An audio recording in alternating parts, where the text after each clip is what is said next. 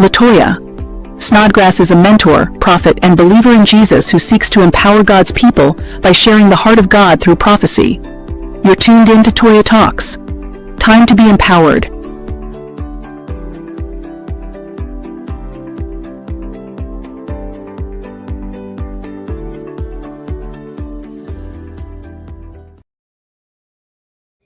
Hey everybody, I am just spontaneously coming on today. I wanted to speak into the lives of those who are single and preparing for marriage, want to be married. So come on, comment, let me see who you are. I won't be on too long. Come, make sure you subscribe to Toya Talks on YouTube. It's just a platform I come on every weekend to encourage your heart with whatever the Holy Spirit leads me to speak on. So please like, comment, share, subscribe. I would love to have you minister to you. Help me share the good news of Jesus. Let me see your comment so I can connect with you. Hey to everybody. I appreciate you being on. I just wanted to come on, like I said, just spontaneously. I felt the Lord pushing me to talk about marriage and why it's so important, why it's so beautiful, and why sometimes people have a difficult time in marriage. Can you all hear me? Hopefully you can hear me. Please comment so I know who you are, where you are, and what drew you in. So listen up. Marriage is a microcosm of our relationship with the Lord Jesus. Now, that's just a fancy word for a small view, microcosm. Jesus is the Jesus is the bridegroom, and we, the church, are his bride. So this is why the enemy fights it so much, because it is a beautiful reflection of what we are in store for. We will one day be reunited with Jesus as his bride. And so he gives us a microcosm or a small scale of what that's like in our marriages here on earth.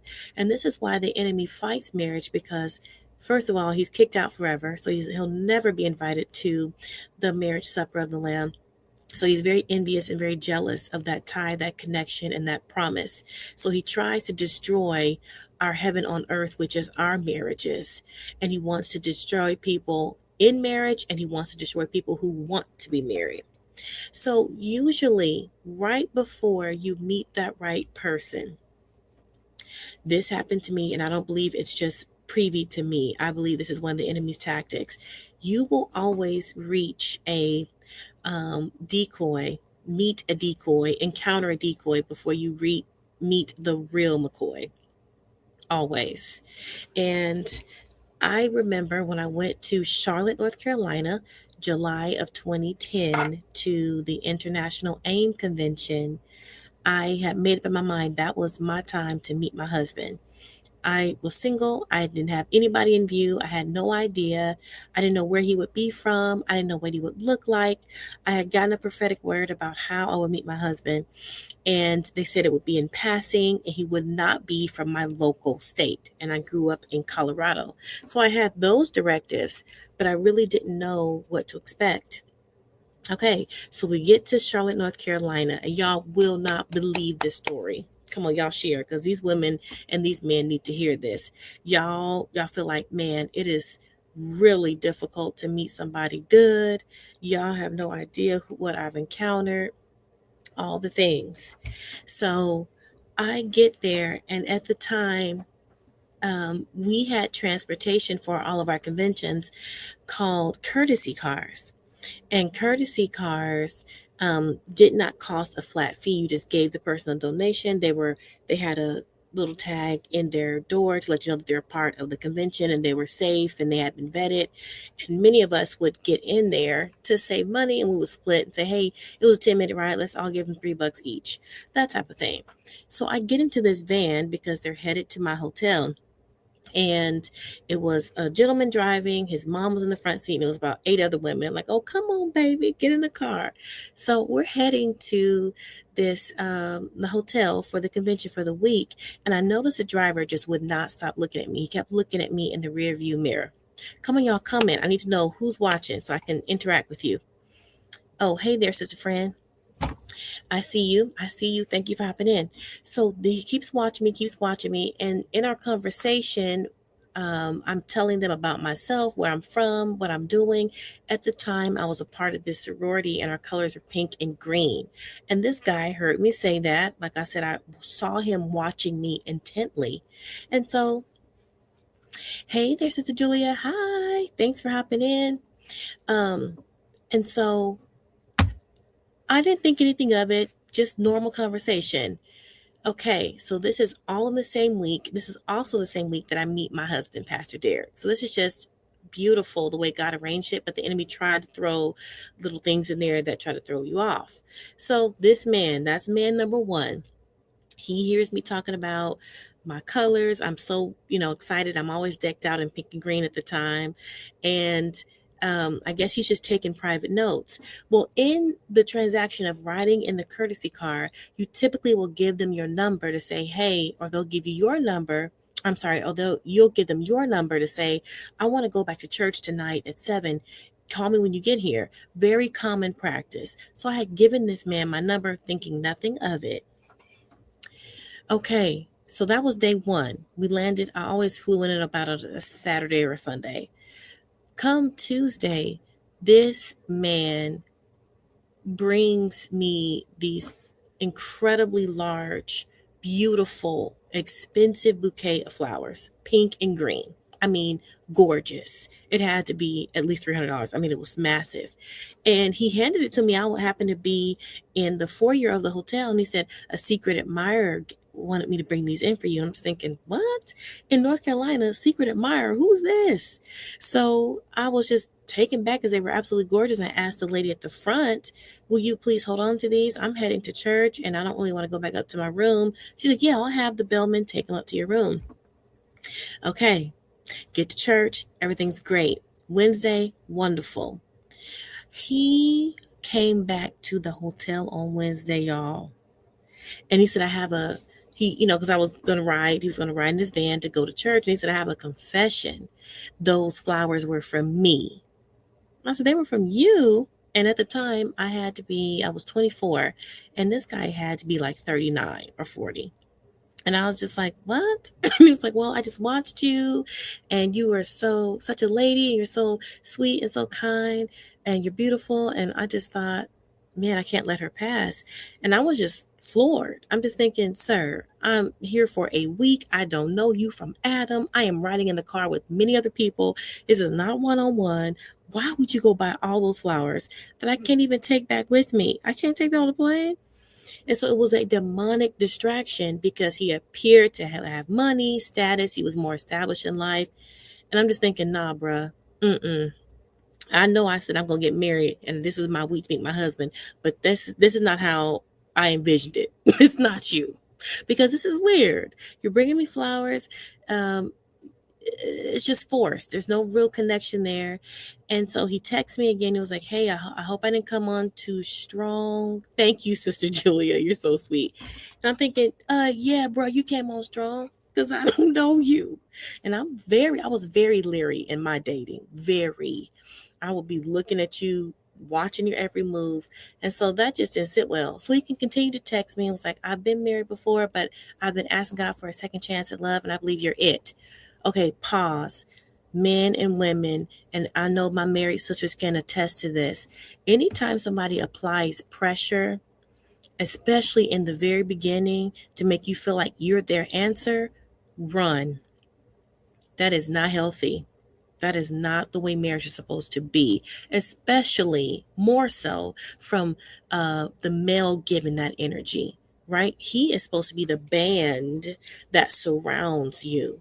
So for him to say, I feel like that you're it, too much too soon. So please take that as a red flag. That is not something that you should be flattered by when someone comes on and they just grab onto you and they are saying, you're my answer. I love you. I want you. I need you. You're beautiful. You're all this. No, because you don't know me. You're looking at the surface. I could be your worst nightmare, bruh. So ladies and gentlemen, don't do that. Don't feel flattered when people come on strong. that is a sign of brokenness, and that's a sign that you probably want to back up from that situation. So that's the first thing he did. Then he continued to text me and was like, hey, if you can just give me another chance. I was like, I don't even know you. I don't know you to give you a chance. I have not given you one chance. Please stop texting me. So I blocked him. Okay, we fast forward to Thursday. Okay, this is where the story really gets good. Come on, Delicia. Yes, y'all. Okay, so I see Pastor Derek.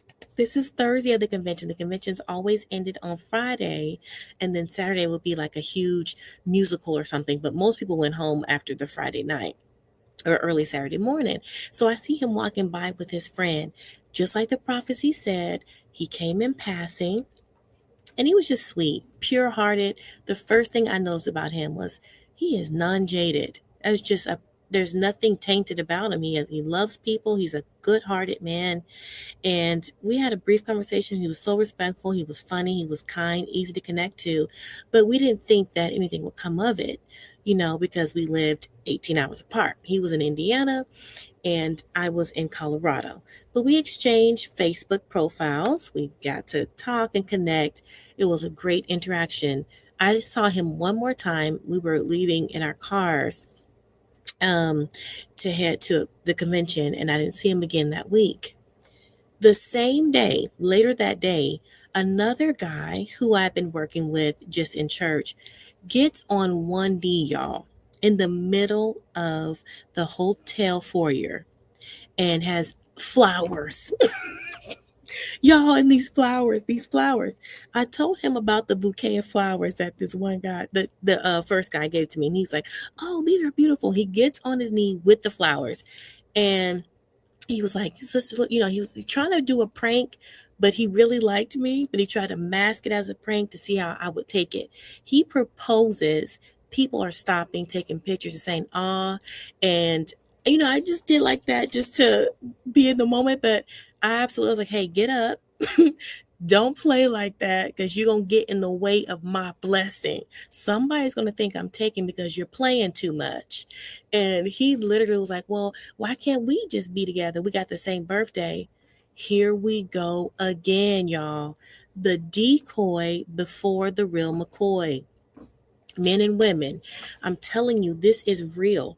So many people get frustrated because they feel like, God, where is he? Where is he? Where is he?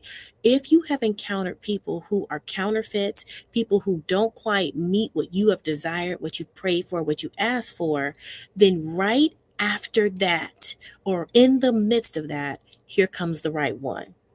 Now, what if I would have said, I'm so sick of these raggedy play men, I'm done, and shut down my heart? I had met Pastor Derek that week. You got to stay open. Somebody type that. Stay open. I don't care how many times you've been let down. This time you're anointed to try it again. Try it again. Try it again.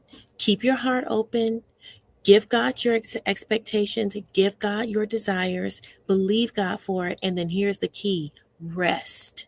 Rest. Stop panicking, stop measuring yourself by who's married, who's getting married.